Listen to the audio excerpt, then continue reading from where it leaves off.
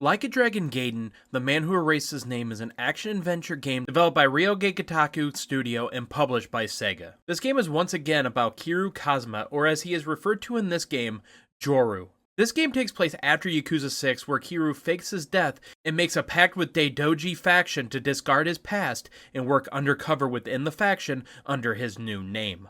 Kiryu is given the mission to provide security on an operation when they are attacked by a group of men who try to kidnap Tawana, who is the handler of the Daidoji faction and the only contact Kiryu has to the outside world. Kiryu is able to fight these men off and protect Hanawa, but not until he is recognized by one of them as Kiryu. So Kiryu sets off on a journey to find out who these men are, and to make sure his cover is not blown, with twists and turns along the way, just like every other Yakuza or Like a Dragon game before it.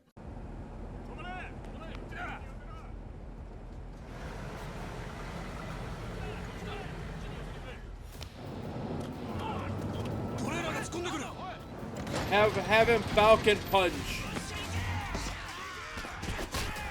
Have him Falcon Punch the truck. Kiryu, get him. Woo.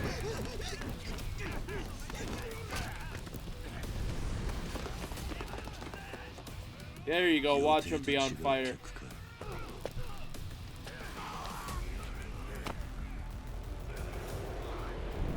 Hi. I thought the story, like most of these games, was great.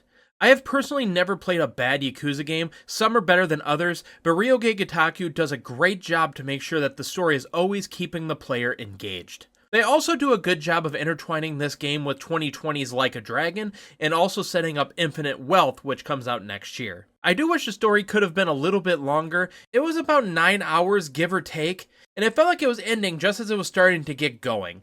But outside that, I really enjoyed my time with the story. Now, if you are new to this series, you may be lost on who certain characters are, so I would recommend playing some of the previous games first before jumping into this one, and if you are a person who gets bored with cutscenes or dialogue, then steer clear of this game and the series in general because they are very cutscene and dialogue heavy.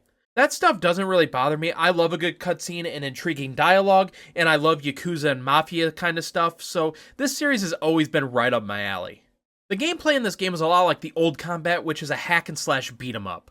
They always add new things to these games to keep it fresh, and this game is no different, with new abilities and gadgets such as a blue type lasso that can be used to reach out of reach items, or it can be used to lasso opponents and throw them around.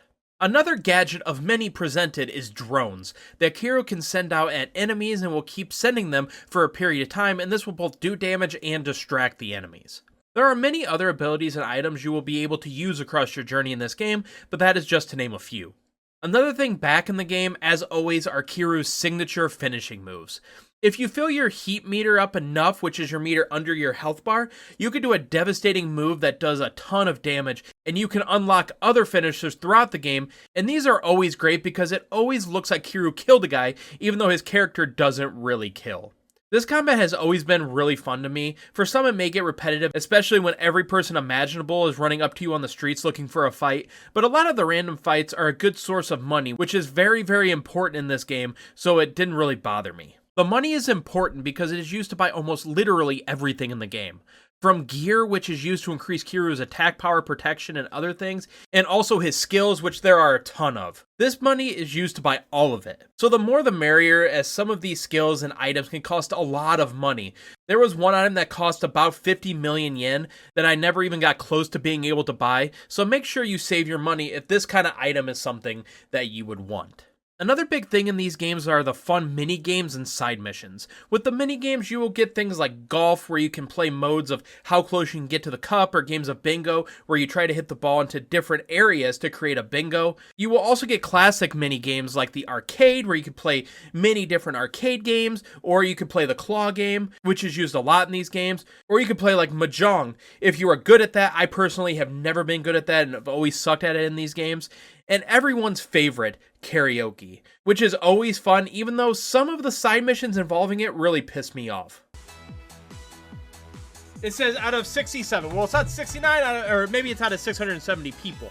I want to know how many I got wrong. I want to do the math. Show me the math! Show me the math! Because You want me to get a 90? On one, I get one good, and all the rest were perfect. And I have an 89 every time, without fail. So why don't you take this finger and shove it in your ass, bro! With the side missions, you will always get serious ones, but where they shine is the crazy, wacky side missions that will always make you laugh and make you love Kiryu even more. One of my favorite side missions in the game involved a new AI program on cell phones that just straight up spoofed ChatGPT, and it was great. I'm trying here. You're just gonna stand there invalidating my efforts? Yes. What efforts? At this point, you're kidding yourself if you think you're not just a robot listening to another robot's orders.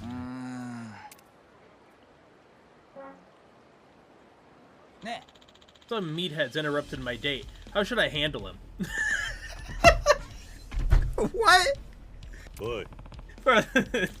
That's certainly an issue.